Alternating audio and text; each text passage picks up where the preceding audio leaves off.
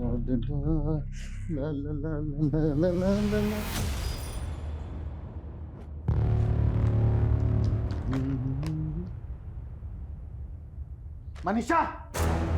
मनीषा, क्या हुआ? इधर आओ। क्यों चिल्ला रहे हैं? क्या है सब? क्या है? मनीषा तो अपने खड़ूस पति को छोड़ क्यों नहीं देती? किसके साथ भागने का प्लान कर रही हो तुम? क्या बकवास है ये?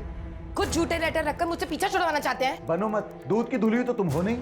लेटर आप लिख रहे हैं, मुझ पे दोष दे रहे हैं। क्या है ये सब? सब जानता हूँ मैं तुम्हारे बारे क्या में। जानते हैं आप? ये सब लेटर वेटर क्या है तो ये? ये सब क्या है? मैं पूछ रहा हूँ क्या है? तो दोस्तों, क्या आपने मेरी मम्मी पापा की किटकिट देखी है? मेरे इस वीडियो को लाइक करके कमेंट करो। क्या आपने भी अपने मम्मी पापा का झगड़ा करवाया है? अच्छा, तो ये सब तेरी शरारत है, हैं? तेरी शरारत है ये, क्योंकि ये सब पापा, सोशल मीडिया पे छाने के लिए सब करना पड़ता है। नताशा दीदी भी मुंबई में एक से एक वीडियो डालती है। मुझे उनसे भी ज्यादा फॉलोअर चाहिए। तो सोशल मीडिया पे छाने के लिए तो अपने माँ बाप की थूथू करवाएगा। चल डिलीट कर। डिलीट नहीं, अपलोड करूंगा। अरे रुक, रुक, मैं कहता हूँ रुक। क्या जरूरत थी इसको स्मार्टफोन दिलवाने की? बेटी को तो बिगाड़ दिया और अब बेटे को भी। तो क्या सारा दोष मेरा ही है? अपने आप को देखा है कभी? ज्यादा बहस करने की जरूरत नहीं, समझी तुम? जाकर देखो उसे क्या कर रहा है वो। मुझे ऑफिस के लिए देर हो रही है।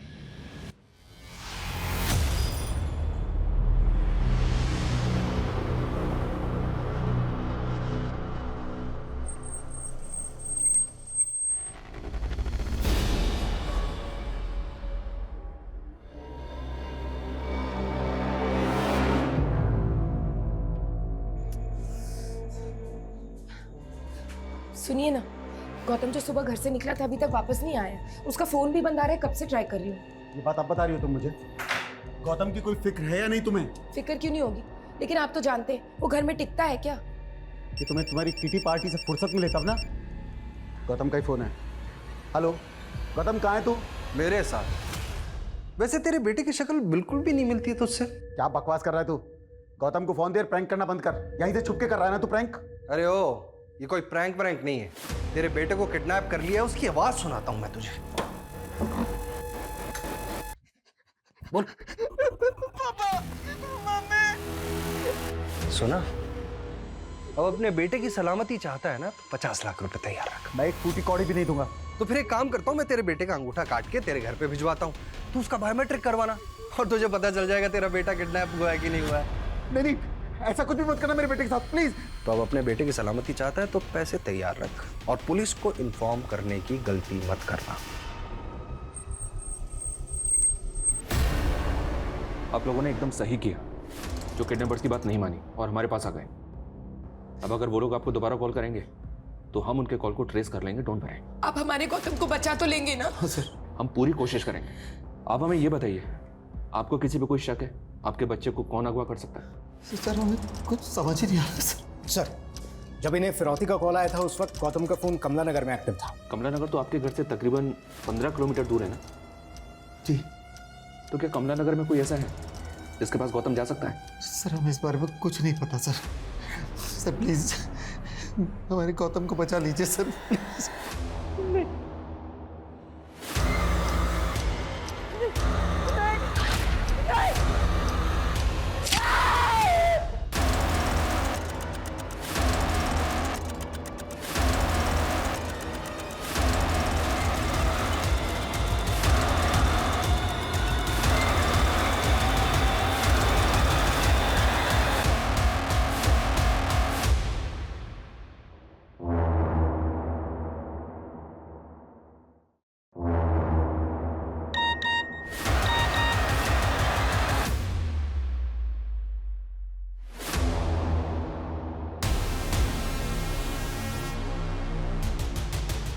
मैंने आपसे कहा था ना, नहीं चाहते। हेलो, पुलिस को इन्फॉर्म किया ना तूने?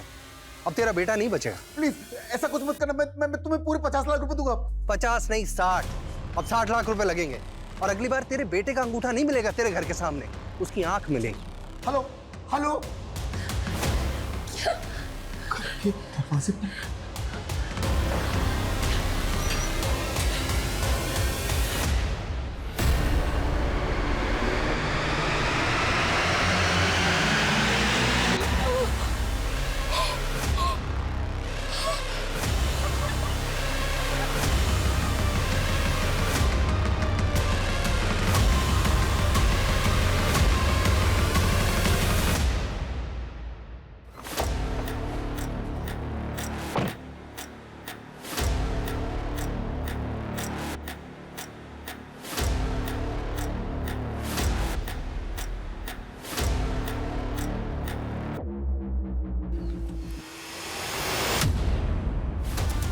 ये ड्रोन यहाँ पे कैसे? लगता है कोई ड्रोन से हम पे नजर रख रहा है। बैग कहाँ गया? विकास, बैग को ढूंढो। मैं ड्रोन के पीछे भागता हूँ। सर, वो झाड़ियों में क्या होगा, ढूंढो, भागो। पुलिस? आपने फिर पुलिस को बुला लिया? मैंने किसी को नहीं बुलाया, ये खुद ही हमें फॉलो करके आ गए।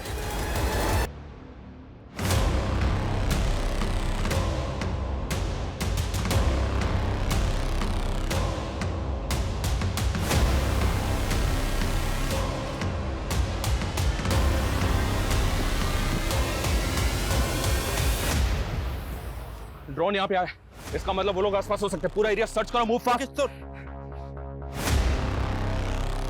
सर इधर आइए।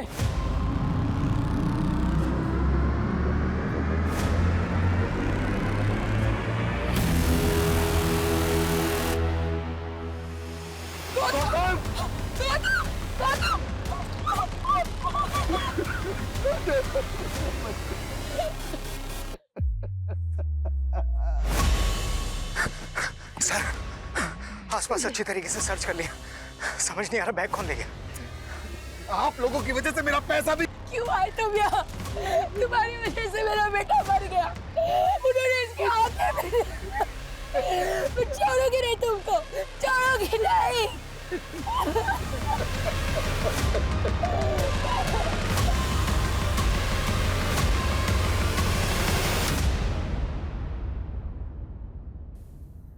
नमस्कार, मैं रेणुका शाहने क्राइम पेट्रोल सतर्क में आपका स्वागत करती हूँ। जब कोई उम्मीद मरती है, इंतजार अंधकार में बदल जाता है, तो जिंदगी चलती तो है, लेकिन इंसान रुक जाता है। अपने बच्चे में अपना संसार देखने वाले गौतम के माता पिता की जिंदगी भी अब इसी मझधार में नजर आ रही थी, लेकिन अभी इंसाफ होना बाकी था। लेकिन इंसाफ का ये सफर हिला के रख देने वाला था, और इसके साथ चलने वाला एक सफर गुनाह का भी था, जो एक बहुत लंबा और डरावना सफर था, जो साल दर साल कानून को चकमा देता रहा।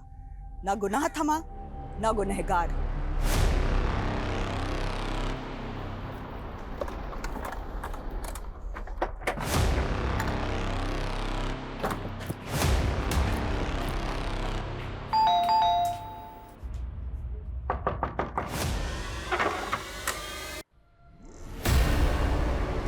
मेरे इस वीडियो को लाइक करके कमेंट करो, क्या आपने भी अपने मम्मी पापा का झगड़ा करवाया है?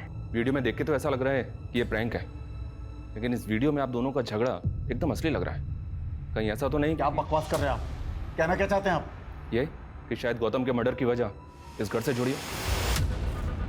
गौतम की डेड बॉडी के पास जो ड्रोन मिला, वो ड्रोन भी तो आपका ही था ना? क्यों मनीषा जी, सही कहा ना मैंने? वो ड्रोन आपने खरीदा था, और जिस शॉप से खरीदा था उसका सीसीटीवी फुटेज मिला हमें, उसी में देखा हमने। उस दिन मैंने आपका गिरेबान पकड़ा तो आप बदला लेने के लिए कुछ भी बक रहे हैं। वो ड्रोन मैंने अपने बेटे को गिफ्ट किया था। तो जब उसका किडनैप हुआ, ड्रोन अपने साथ लेकर गया था वो, क्योंकि जहां उसकी डेड बॉडी मिली हुई है, ड्रोन हमें वहीं पे मिला। ड्रोन अपने आप कैसे पहुंच गया? ये पता करना आपका काम है, और आप हम पे शक कर रहे हैं। देखिए ऑफिसर, हमने अपना बच्चा खोया है और आप हम पे शक कर रहे हैं। ये रवैया ठीक नहीं है। मैं आपकी शिकायत करूंगा आपके ऑफिसर से। देखिए, हेलो सर, यहाँ आसपास कोई सीसीटीवी तो है नहीं, लेकिन इस ठेले वाले का कहना है कि वैन सफेद रंग की थी और उसमें एक आदमी और एक औरत बैठे हुए थे, और इसे ऐसा लगा कि शायद गौतम उन लोगों को जानता था। अरे गट्टू, कैसे है तू? चल बैठ, मैं घर छोड़ देती हूँ।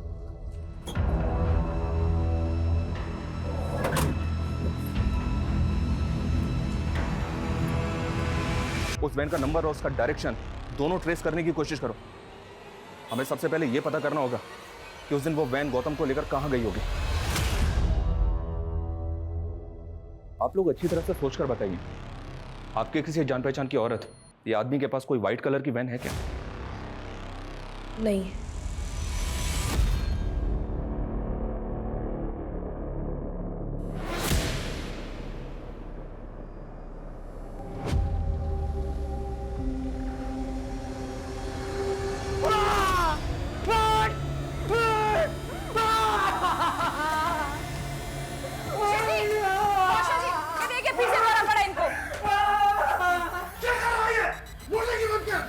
वो कहती है कि उसको इस शक्ल से नफरत है। लगता है भूषण जी ने फिर से गर्लफ्रेंड का सपना देख लिया है। भूषण जी, आप भूल गए क्या?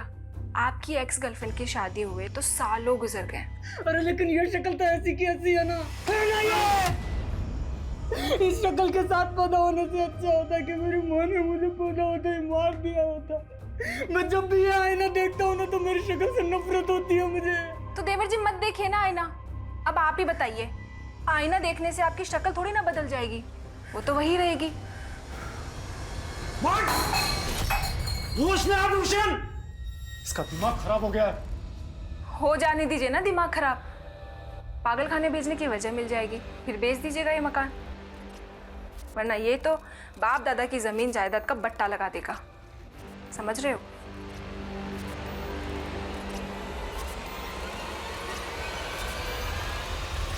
इतना फ्रस्ट्रेट मत हो यार, एक गई तो दूसरी लड़की आएगी। और रही बात तेरे इस मार्क की, वो तो प्लास्टिक सर्जरी से सब निकल जाएगा। लेकिन सर्जरी के पैसे जुटा नहीं पाया मैं। तू तो बोल रहा था कि तुझे कहीं से लाखों मिलने वाले। मेरा सारा प्लान चौपट हो गया यार। लेकिन मैं कुछ करता हूँ। सुन, तू बस सर्जरी करने वाले डॉक्टर से मुझे मिला दे। अरे वो तो मिलवा दूंगा, लेकिन कम से कम 1 लाख रुपए तो एडवांस तैयार रख। ठीक है, मैं कॉल करूँगा तुझे। ठीक है, मैं निकलता हूँ, एक काम है मुझे जरूरी ना। Sir bill. ओके। दिखाई नहीं देता क्या? सॉरी। क्या करूं तुम्हारे सॉरी का? हाँ, मेरा 1.5 लाख का फोन तोड़ दिया। अभी रुको, तुम्हारे मैनेजर से कंप्लेंट करती हूँ। पता नहीं कैसे कैसे वेटर्स रखे हुए।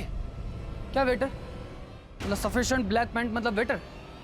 तू जानती नहीं है मुझे, समझी ना? शक्ल से तो तुम गुंडे लग रहे हो। शक्ल पे मत जाना, समझी ना? शक्ल पे नहीं। अच्छा सुनो, वो आई एम सो सॉरी।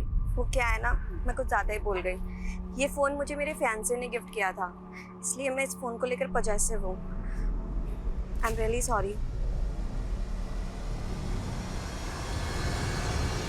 यार, जब से पता चला है मेरे बेटे की किडनैपिंग में एक औरत का हाथ है, तब से मुझे उस औरत की याद आ रही है जो, अरे वही जो मेरे बिजनेस का टर्नओवर जानने में इंटरेस्ट ले रही थी।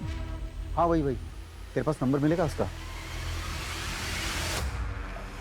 सुन, मैं तुझसे बाद में बात करता हूँ। तो आपके अय्याशी गौतम को खा दे। मैंने कोई अय्याशी नहीं की। तो फिर किस औरत का नंबर मांग रहे थे? कौन है ये?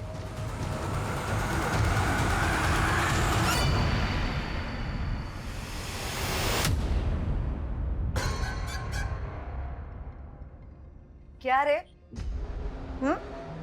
मुझे पानी की क्या एक्टिंग कर रहा है? सारे मजे तो ले लिए तूने। मेरी खूबसूरती में इतना डूब गया कि तूने देखा तक नहीं कि दरवाजा खुला है। भाग सकता था। जा कर रहा है? अफीम हूं मैं। साले मेरी आइटम पे नजर मार रहा है। आंखें निकालूंगा तेरी। मैंने बहुत हंसी की चढ़ रही है तुझे। चल हंसी चल हंसी। सर, अंगूठा काटना, आंखें निकालना, मुझे नहीं लगता कोई पेरेंट्स ऐसा करेगा। और सर वैसे भी हमें उनके खिलाफ कोई सबूत मिला नहीं। उस औरत, आदमी और उस बहन की कोई लीड मिली? फिलहाल तो नहीं सर, लेकिन हाँ सर, गौतम के सीडीआर में एक फेक आईडी का नंबर मिला। ये वाह। मिस्टर, कहीं ऐसा तो नहीं कि बच्चा किसी गलत इंसान के टच में आके उसके झांसे में आ गया? एक काम करो, गौतम की मर्डर से पहले उसकी एक्टिविटीज क्या थी, इसका पता करो। Okay sir. अबे ये स्किन सर्जन का बोल के कहाँ ले आया तू मेरे को? और उस सर्जन ने 2 घंटे बाद की अपॉइंटमेंट दी है। पता क्या मजे कर, एक फैशन मैगजीन का फोटोशूट चल रहा है। ओके सही के लिए मैं दुनिया का सी काटता हूँ, तू मेरा ही सी काट रहा है। खाली समझाई क्या?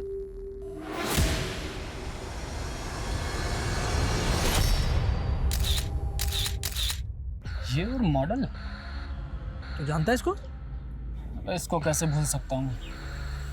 अभी तो हिसाब चुकता करना है इसका मुझे। अच्छी तरह से चेक करो, पूरा कोना छान मारो। क्या कर रहे हैं आप? अब क्या चाहिए आपको? अच्छी तरह से चेक करो। आप बताते क्यों नहीं, क्या ढूंढ रहे हैं आप? गौतम की पोस्टमार्टम रिपोर्ट आ गई, उसके ब्लड में ड्रग के ट्रेसेस मिले। हमें ऐसा लग रहा था कि शायद किडनैपर्स ने उसने बेहोश करने के लिए ड्रग्स दिए होंगे, लेकिन बाद में हमने उसके कॉल डिटेल्स चेक किए। उसके कॉल डिटेल्स में एक फेक आईडी का नंबर मिला। हाँ, तो फेक आईडी का नंबर मिला है तो इससे कहां साबित होता है कि मेरा बेटा ड्रग्स लेता था? तो उसके कॉल डिटेल्स में ये फेक आईडी का नंबर किसका है? ये वाला नंबर।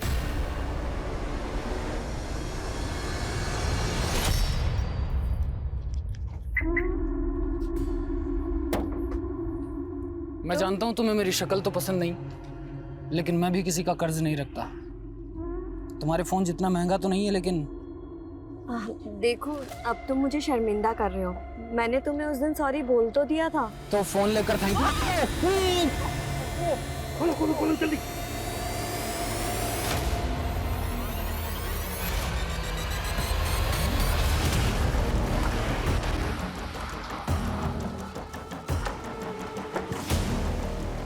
सर, ये जगह कमलानगर से 5 किलोमीटर की दूरी पर है। आसपास के लोगों का कहना है कि ये जगह वैसे तो बंद ही रहा करती थी, लेकिन कुछ टाइम पहले कोई आदमी यहाँ पर रहने के लिए आया था और तभी यहाँ पर वैसी सफ़ेद वैन देखी गई थी जिसका इस्तेमाल गौतम की किडनैपिंग में हुआ था। ताला तोड़वाओ।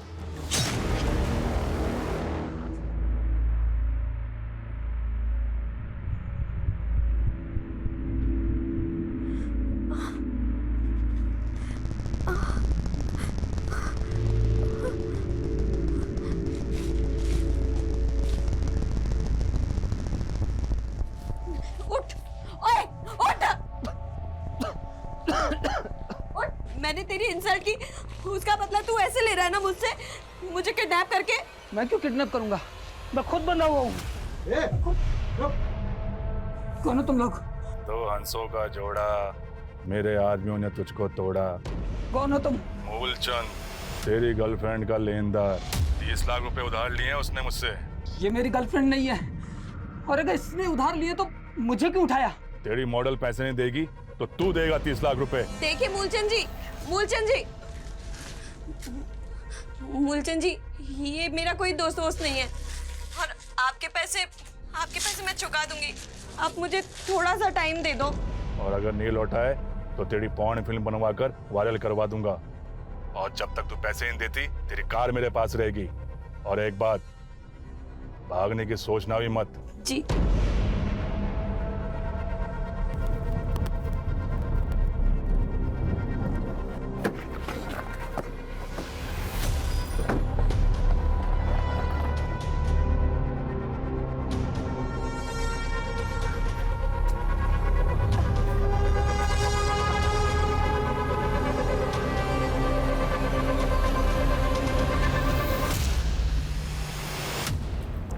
सर, ये देखिए।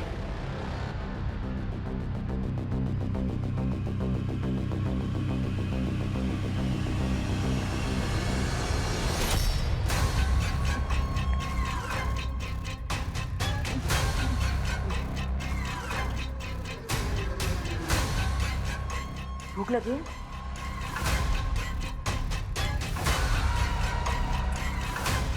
मुझे घर जाना।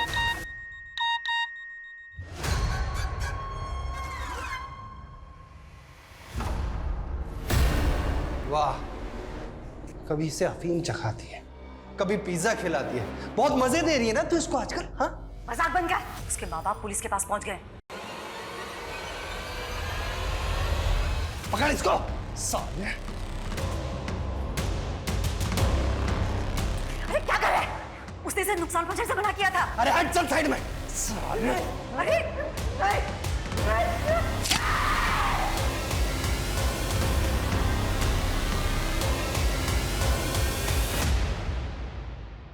इस बात के पूरे चांसेस हैं कि गौतम को अगवा करके यहीं रखा गया है। पता नहीं ये सब किसने किया है।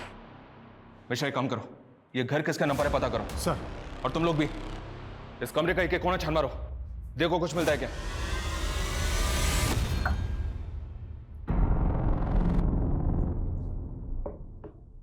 सुनो, दवा ले लो और टेंशन मत लो। मैं तुम्हें तुम्हारे घर छोड़ दूंगा। मेरे घर नहीं, मैं अपने घर नहीं जा सकती। अगर मैं घर गई तो वो मूलचंद, नहीं, अपने घर नहीं जा सकती। मैंने उससे 1 हफ्ते का टाइम तो ले लिया, मुझे समझ नहीं आ रहा कि मैं कैसे उसके पैसे चुकाऊंगी। तो फिर वो 1.5 लाख का फोन, इतनी महंगी गाड़ी, ये सब उधार के लेके घूमती हो? नहीं, मुझे मेरे फियांसे ने धोखा दिया। उसने मुझसे कहा कि उसकी मम्मी हॉस्पिटलाइज है और उसको 30 लाख रुपए की जरूरत है। तो मैंने मूलचंद से उसको पैसे उधार दिलवा दिए और वो पैसे लेके भाग गया। और ये मूलचंद मेरे पीछे पड़ा है उसके पैसों की। मुझे समझ नहीं आ रहा कि मैं उसके पैसे कैसे चुकाऊं। नहीं देखो, तुम्हें अभी आराम करने की सख्त जरूरत है। तुम दवा लो और सो जाओ। हाँ? देवर जी, क्या बात है? एक हुर गई तो दूसरी परी पटा लाए। मजाक बंद करो भाभी। मजाक? तो फिर ये कौन है? ये मेरी एक्स गर्लफ्रेंड की रेप्लिका है। ये रेप्लिका? अरे डुप्लीकेट मतलब कि पहले वाली एक्स गर्लफ्रेंड की कोई दोस्त वोस्त होगी तो दूसरी वाली में पहले वाली को ढूंढ रहा है। बस करो भैया, आप लोग प्लीज बाहर जाइए। इनको आराम करने की सख्त जरूरत है। प्लीज आप लोग जाइए। चलिए। सुनो, तुम दवा लेके आराम करो। क्या करें? हमारी इन्वेस्टिगेशन हमें फिर से यहाँ लेकर आ गए। वो घर जिसमें गौतम को अगवा करके रखा गया था, वो भी आपके नाम पर ही निकला। कौन सा घर? कौन सा घर? ये वाला घर। हाँ सर, मैं मानता हूँ कि ये घर मेरे नाम है, पर मैं तो इसे बेचने वाला था। कुछ सालों पहले तक मेरा भाई विवेक इसमें रहता था, बाद में मेरा उससे बंटवारा हो गया। रैंसम कॉल भी उसी एरिया से आया था। और अपने भाई के बारे में आपने हमें पहले क्यों नहीं बताया? क्योंकि मेरा भाई विवेक काफी समय से यहाँ नहीं रहता, नेपाल में रहता है। नेपाल में कहाँ? पता नहीं सर, मेरी उससे बनती नहीं है।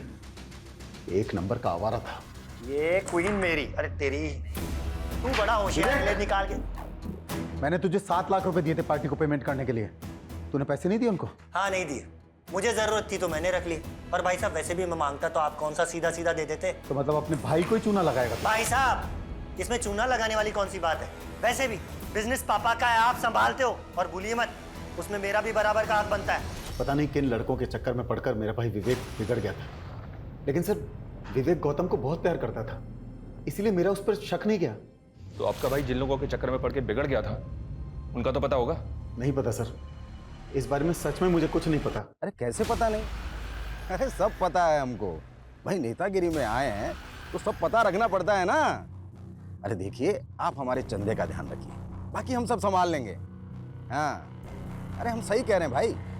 ठीक है, हम रखते हैं। हाँ, बाद में बात करेंगे आपसे। अरे मेहरा जी नमस्कार, आ गए आप? 10 लाख है, अंदर चल के गिन लीजिए। क्या मेहरा जी, 10 लाख रुपए? अरे भाई आपका तो करोड़ों का टर्नओवर है?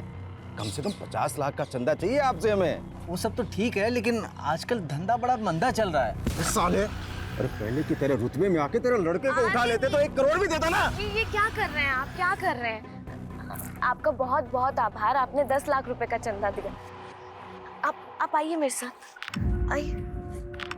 ये क्या कर रहे हैं आप भूल क्यों नहीं जाते? ये माफिया उठा लेना, ये सब आपका पास था। अब आप नेताजी बनने वाले हैं, तो नेताजी जैसे बिहेव करें ना।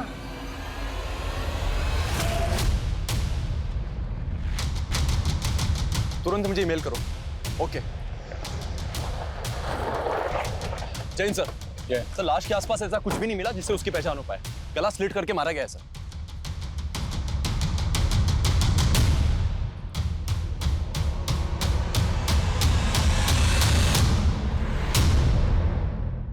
आप अपने निजी स्वार्थ और धर्म की राजनीति से ऊपर उठकर विकास के नाम पर वोट दीजिए। मैं वादा करता हूं आपसे कि इस कस्बे का नक्शा बना कर रख दूंगा। क्या बात है, बहुत ही अच्छा बोला आपने। क्या भाषण दिया है। भावे बेटा जी, इधर आओ। आप लोग जाके बाहर पोस्टर लगवाइए। वाह बेटा, एक क्रिमिनल को तुमने इतना बदल दिया कि वो समाज कल्याण की बातें करने लगा है। मैं तो कृपाल जी की बस राजनीतिक सलाहकार हूँ, और ये सब तो मेरा जॉब है आंटी। आंटी नहीं, माँ। हमारी कोई औलाद तो नहीं हुई, इसलिए अब से तुम ही हमारी बेटी जैसी।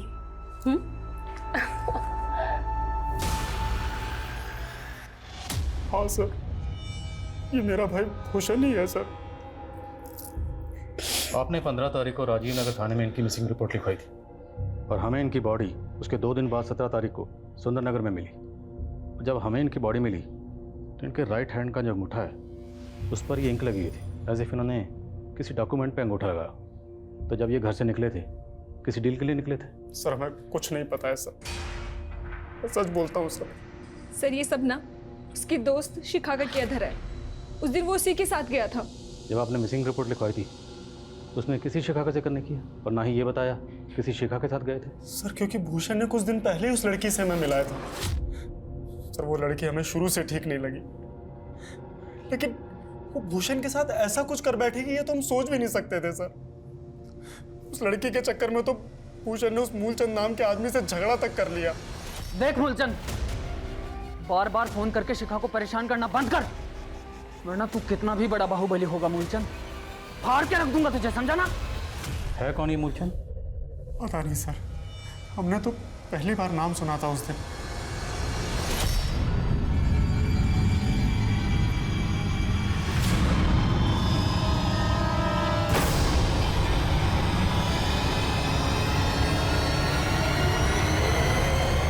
सर, ये विदिशा थाने से कांस्टेबल सुमित है। इन्होंने गौतम का फोटो देखकर हमसे कांटेक्ट किया था। जिस दौरान गौतम अगवा था, इन्होंने नाकाबंदी पर वैसे ही सफ़ेद वैन स्पॉट की थी। सर वो औरत बोली कि ये उसका बेटा है, उसे चोट लगी थी तो वो क्लिनिक ले जा रही थी, इसलिए मुझे उन पे शक नहीं हुआ। क्या उसका चेहरा तो याद होगा ना? स्केच बनवा सकते हो? हाँ यस सर। मिश्रा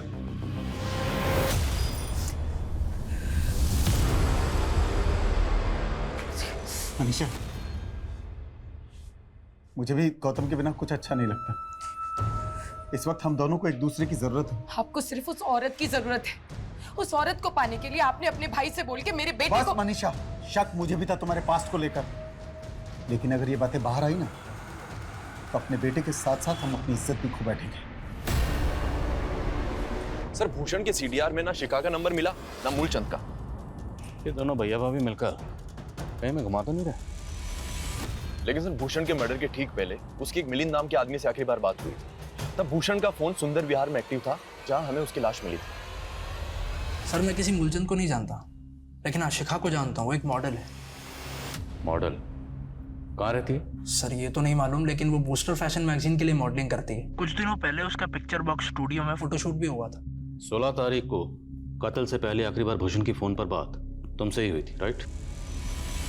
अरे अभी मुझे कोई सर्जरी नहीं करवानी यार।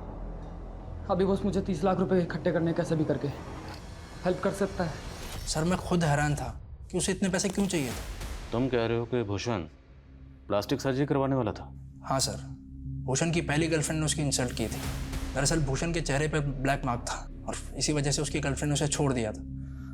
भूषण के मन में हीन भावना, इसीलिए वो प्लास्टिक सर्जरी करवाना चाहता था सर। कौन थी वो गर्लफ्रेंड? आजकल कहाँ है? वो तो मुझे नहीं पता, लेकिन उसने काफ़ी टाइम पहले किसी और से शादी कर ली। सर ये उस आदमी और औरत का स्केच है जिनके साथ सफेद वैन में गौतम को देखा गया था। इन दोनों के लिए लुकआउट नोटिस जारी करो तुरंत और पता करो इन दोनों का गौतम के फादर या गौतम के चाचा बेबी के साथ कोई कनेक्शन है क्या? Okay sir.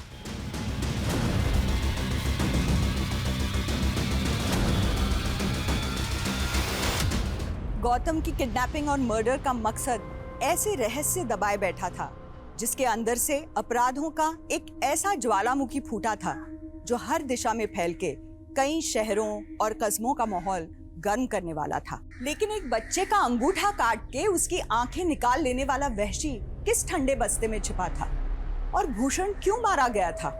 उसकी दोस्त शिखा कहाँ गायब थी? ऐसा क्या हुआ था जो भूषण के अंगूठे पे स्याही के निशान मिले थे लेकिन उसके गुनहगार का नामो निशान तक नजर नहीं आ रहा था?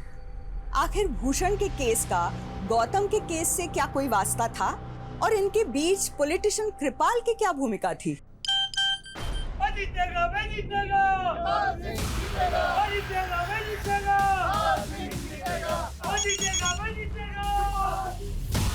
नेताजी चीरहरण पक्का है तुम्हारा। कौन बोल रहा है तू?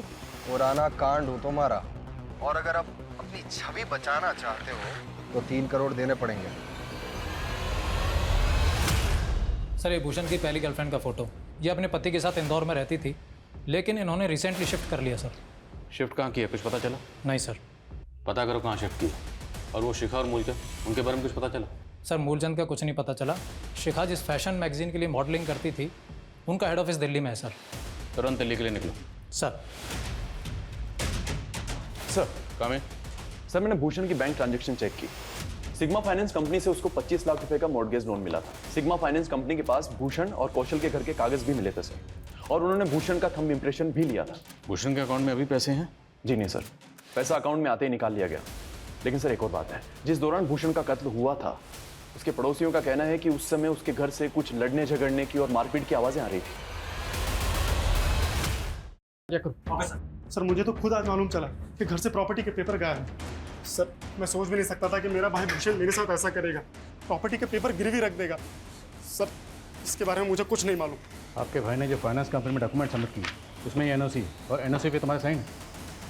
सर ये साइन मेरे साइन से मिलते जरूर हैं, लेकिन मैंने नहीं किया सर। ये तुमने नहीं किया तो किसने किया? तुम्हारे साइन। लड़की के साथ मिलकर उसने मुझे चूना लगाया। सर आप एक मिनट। सर यहाँ पर खून के धब्बे हैं जिन्हें मिटाया गया है। किसका खून है? किसका खून है ये? सर उस दिन मेरे और मेरे भाई भूषण के बीच में कुछ कहा सुनी हो गई और गर्मा गर्मी में सर मैंने गलती से उसे धक्का दे दिया। ये कहीं नहीं जाएगी और मैं भी कहीं नहीं जाऊंगा। तो यही चाहती थी ना कमीनी? भाभी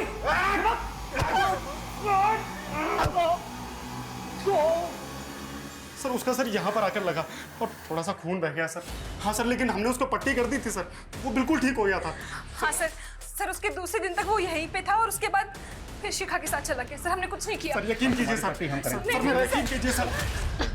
चाय लेकर आई हूँ, जल्दी आइए वरना ठंडी हो जाएगी।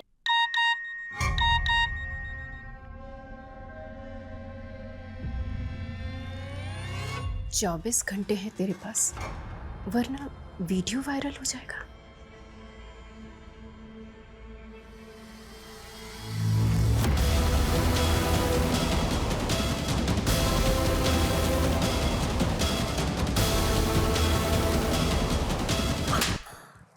मैंने तुझे बेटी माना और तूने मेरा पति ही छीन लिया। मुझे माफ कर दीजिए। माफ कर दो तुझे। खबरदार तुझसे हाथ लगाया था। छोड़िए मेरा। सिर्फ मेरे पैर की जूती है। चल छोड़िए, मैं इसे छोड़ूंगी नहीं। इसने मेरा घर बर्बाद कर दिया, मैं छोड़ूंगी नहीं। सर भूषण के भैया भाभी अभी भी वहीं के वहीं हैं। उनका कहना है कि उन्होंने कुछ नहीं किया। सर जब भूषण की लाश हमें मिली थी तो उसके माथे पर पट्टी तो थी। तो हो सकता। वर्मा, बूस्टर फैशन मैगजीन वालों का तो कहना है कि उनके वहाँ पर कोई भी शिखा नाम की मॉडल काम नहीं करती थी। और सर जिस पिक्चर बॉक्स स्टूडियो के बारे में मिलिंद ने बताया, वो मैगजीन वाले भी वहाँ पर कोई फोटो शूट नहीं करते, उनके अपने स्टूडियोज है सर। सर पता नहीं ये फैशन मैगजीन वाले झूठ क्यों बोल रहे हैं सर, जबकि उन्होंने इस स्टूडियो की बुकिंग करवाई थी। ये देखिए सर। तो कंपनी के बिहार पर बुकिंग किसने की थी? बुकिंग के लिए आया कौन था? सर एक लड़की आई थी, वो खुद को उस फैशन मैगजीन की प्रोडक्शन मैनेजर बता रही थी सर। और हाँ सर, उसने अपना नाम वंदना बताया था सर। सर कहीं ऐसा तो नहीं कि फैशन मैगजीन वालों ने शिखा को झांसा दिया हो और अब उससे पल्ला झाड़ रहे हैं? लेकिन बुकिंग कैश में हुई तो साबित कर पाना मुश्किल है कि बुकिंग उसी कंपनी ने की थी। हमारे पास शिखा और मूलचंद किसी की तस्वीर नहीं, हमें सिर्फ दोनों के नाम पता है। एक काम कर, जो लड़की बुकिंग के लिए आई थी इनसे उसका स्केच बनवाओ, कम से कम पता तो चले ये वंदना है कौन। Okay sir. और सर भूषण की पहली गर्लफ्रेंड वो इंदौर से कहाँ शिफ्ट हुई है ये अभी तक मालूम नहीं चल रहा। भूषण का वो फ्रेंड, क्या नाम है उसका? मिलिंद। उसे थाने बुलाओ। सर मुझे कोई आइडिया नहीं है कि भूषण की पहली गर्लफ्रेंड अपने पति के साथ कहाँ होगी। अच्छा, तो भूषण की प्लास्टिक सर्जरी करवाने के जुगाड़ में लगा हुआ था। करता क्या तो भूषण को स्टूडियो में लेकर गया, कहीं तू ही भूषण को भी झांसा तो नहीं दे रहा? नहीं नहीं सर, एक्चुअली मैं एक फ्रीलांस रिपोर्टर था, मेरे हर जगह सोर्सेज हैं। मुझे सोशल मीडिया पे आया था इनविटेशन फोटोशूट का, मुझे लगा कि मेरे किसी पुराने सोर्स से आया होगा। तो इनविटेशन तो होगा तेरे पास अभी तो? हाँ सर है इनविटेशन तो। देखा। और सर मैं भूषण को लेके जरूर गया था स्टूडियो में, लेकिन वो शिखा को पहले से जानता था। उसने कहा कि वो पहले कभी रेस्टोरेंट में मिले थे। सर उस लड़की का स्केच बन चुका है जिसने स्टूडियो की बुकिंग की थी। ये रहा उसका स्केच। वंदना, कहीं इस लड़की वंदना और ये शिखा इन दोनों को कोई गेम तो नहीं है? पता करो, क्या इन दोनों का कोई क्रिमिनल रिकॉर्ड है? सर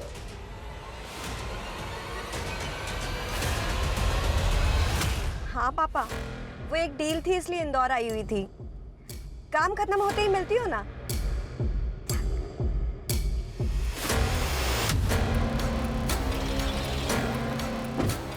कृपाल का चंदा।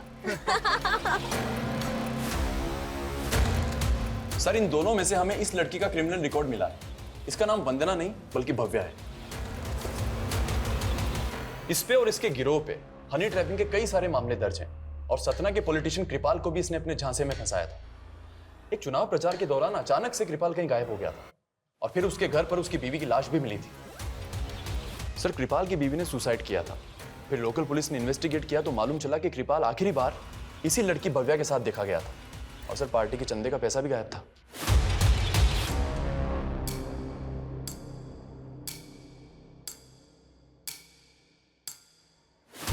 क्या नेताजी, इज्जत बचा ली, जिंदगी कैसे बचाओगे?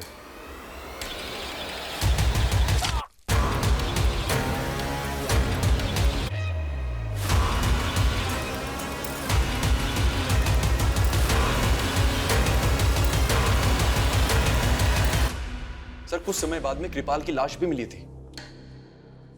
भूषण ने मॉर्टगेज लोन लिया था और उसके अकाउंट से पूरा पैसा साफ हो गया था। तो क्या भूषण को भी इसी गिरोह ने? सर इसी गिरोह ने पिछले 7 सालों में 10 से ज्यादा लोगों को झांसा दिया था। तो इस गिरोह के बाकी लोगों की तस्वीरें हैं? सर इस गिरोह ने 2 साल पहले ग्वालियर के बिजनेसमैन नवीन जिंदल को अपना शिकार बनाया था।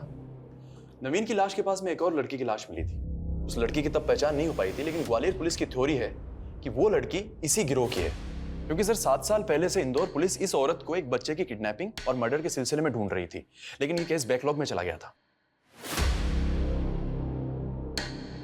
7 साल पहले इस केस की इन्वेस्टिगेशन के दौरान ही मेरा ट्रांसफर हो गया था। आई थिंक उसके बाद से इस केस के ऊपर काम ही नहीं हुआ। उस दौरान इस फीमेल के अलावा एक मेल का स्केच भी सामने आया था। इसके बारे में कुछ पता चला था? हमें ऐसा लग रहा था कि इन दोनों का कनेक्शन गौतम के चाचा विवेक से होगा। हमने विवेक को अरेस्ट भी किया था, लेकिन विवेक के खिलाफ कोई सबूत नहीं मिला और गौतम के फादर समर्थ ने विवेक की जमानत भी करवा ली थी। आई स्ट्रांगली बिलीव कि विवेक ही इस केस का राजदार था। सर क्या आप फिर से वही 7 साल पुराने केस की बात लेके बैठ गए? मैं क्यों अपने भतीजे को मरवाऊंगा सर? तुमने अपने भतीजे को नहीं मरवाया तो किडनैपर्स तुम्हारे भतीजे को तुम्हारे घर पर क्यों लेकर गए? जाहिर सी बात है तो किडनैपर्स के साथ मिला हुआ था और किडनैपर्स को जानता है। नहीं सर, मैं उन किडनैपर्स को नहीं जानता। हो सकता है तुम उन दोनों को ना जानते हो, लेकिन क्या इन दोनों में से किसी को जानते हो?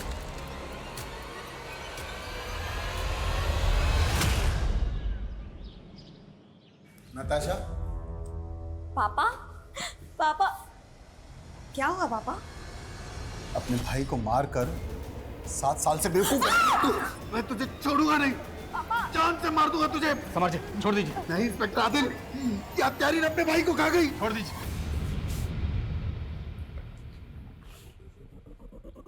7 साल पहले तुम महज 19 साल की थी और तब तुमने अपने भाई को क्यों?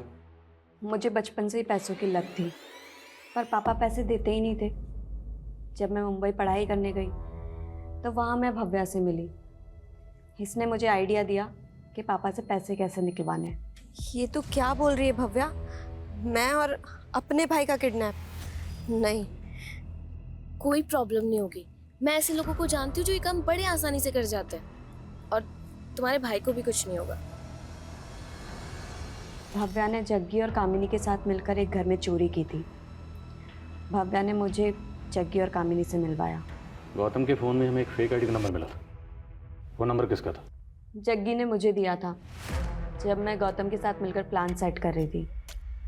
अगर मैं अपने नंबर से गौतम को बार बार कॉल करती तो पुलिस मुझसे पूछताछ करती। तो क्या गौतम भी तुम्हारे प्लान में शामिल था? हाँ, मैंने उसे टैब का लालच दिया और वो मान गया। हाँ, टैब तो मुझे चाहिए, पर मिलेगा कैसे नताशा दीदी? अगर तू मेरी बात मानेगा ना तो तुझे टैब क्या 1 लाख रुपए भी दूंगी, जिसे तू जो चाहे वो खरीद सकता है। कैसे नताशा दीदी? मैंने गौतम से कहा कि वाइट कलर की वैन में मेरे कुछ फ्रेंड्स उसको पिक करने आएंगे, लेकिन जग्गी और कामिनी गौतम को वैन में बहुत देर तक घुमाते रहे। गौतम को लगा था कि वो जैसे ही वैन में बैठेगा उसे उसका टैब मिल जाएगा, पर ऐसा नहीं हुआ। उसके बाद ये जग्गी और कामिनी गौतम को लेकर तुम्हारे चाचा के घर गए। हाँ, मेरे पास उस घर की चाबियाँ थी, लेकिन मैं गौतम को नुकसान नहीं पहुंचाना चाहती थी। बट हमें आइडिया नहीं था कि पापा पुलिस को इन्वॉल्व कर लेंगे। इसी गुस्से में जग्गी ने गौतम का अंगूठा काट दिया। कामिनी, तुमने गौतम के साथ बिल्कुल भी ठीक नहीं किया है। तुम लोग ऐसे कैसे मेरे भाई के साथ? अगर ये बचाना तो तू फंसेगी, अगर तुझे बचना है तो इसे मारना पड़ेगा। मैं बहुत डर गई थी, पर जब पापा ने जग्गी को पैसे दिए तो जग्गी ने गौतम को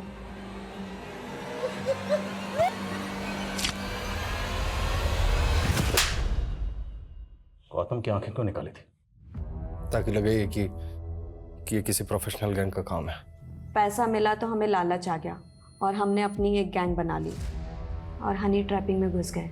हम सोशल मीडिया और मैट्रिमोनियल साइट से रेकी करके टारगेट ढूंढते थे और हम ऐसे आदमी की तलाश करते थे जिसके पास बहुत सारा पैसा हो। कृपाल के अलावा और बहुत सारे लोगों को फंसाया था हमने। कृपाल गुंडागिरी से नेतागिरी में उतरना चाहता था और उसके लिए उसको एक राजनीतिक सलाहकार की ज़रूरत थी। फिर मैंने एक फेक रिज्यूम बनाया, उन्हें दिखाया और बोला कि मैं साउथ इंडियन लीडर के साथ भी काम कर चुकी हूँ। फिर मैंने उसे सेड्यूस किया और एक दिन मौका देख के उसका वीडियो बनवा लिया। हम एक सर्जन की रेकी कर रहे थे, तभी वहाँ भूषण अपने एक दोस्त के साथ प्लास्टिक सर्जरी के बारे में बात करने के लिए आया हुआ था। हमें लगा कि प्लास्टिक सर्जरी करवाने वाले के पास तो बहुत पैसा होगा। हमने मालूम किया तो उसे पहले एक लड़की छोड़कर जा चुकी थी। उसी का फ़ायदा उठाकर मैंने उसे अपने जाल में फंसाने की सोची और मिलिंद को फेक फ़ोटोशूट का इनविटेशन भेजा। वो भूषण तुम्हारे प्यार में इतना दीवाना था कि तुमसे शादी का सपना पूरा करने के लिए मूलचंद को 30 लाख देने को तैयार हो गया। यहाँ तक कि उसने अपना घर गिरवी रख दिया और तुम्हें 30 लाख दिए और तुमने ना सिर्फ उसके प्यार को धोखा दिया बल्कि उसका कत्ल कर दिया।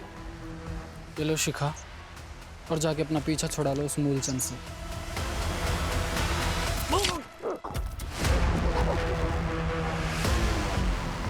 तुम लोगों के गैंग में कामनी भी थी, उसका कत्ल कैसे हुआ? हमने ग्वालियर के एक बिजनेसमैन को ट्रैप किया था। जब उसका मर्डर करने जा रहे थे तो अपने बचाव में कामिनी का मर्डर हो गया था उससे, और फिर हमने उसे मारा और उसके पैसे लेकर भाग गए। महज पैसों के लिए तुमने अपने सगे भाई का कत्ल कर, सिर्फ पैसों के लिए, और इतनी बड़ी मुजरिम बन गई। ताज्जुब होता है कि एक बहन अपने सगे भाई का कत्ल कैसे कर सकती, वो भी सिर्फ पैसों के लिए। तुमने भाई बहन के रिश्ते को शर्मिंदा कर दिया।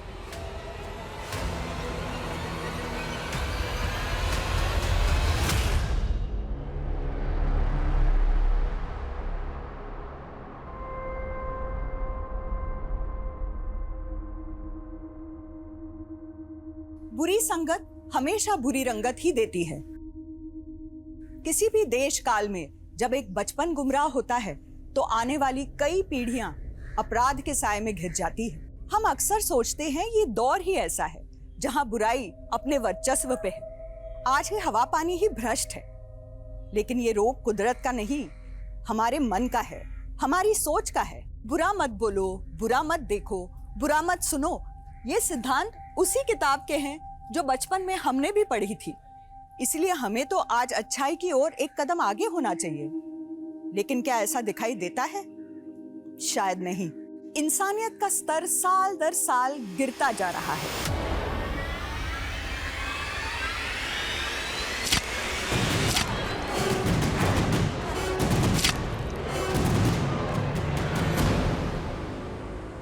इसलिए ये बेहद जरूरी है कि हमारी मौजूदा पीढ़ी अगर सैद्धांतिक मूल्यों की रक्षा करेगी तो ही आने वाली पीढ़ी इसको एक कदम और आगे ले जा सकती है और हम एक उज्जवल भविष्य की कल्पना कर सकते हैं। तो इसी आशा के साथ अब मैं रेणुका शाहने आपसे विदा लेती हूँ। कल फिर मिलेंगे ऐसी एक कहानी के साथ जो रखेगी आपको सतर्क और जिंदगी को सुरक्षित। तब तक अपना और अपने परिवार का ख्याल रखिए और देखते रहिए क्राइम पेट्रोल सतर्क। जय हिंद।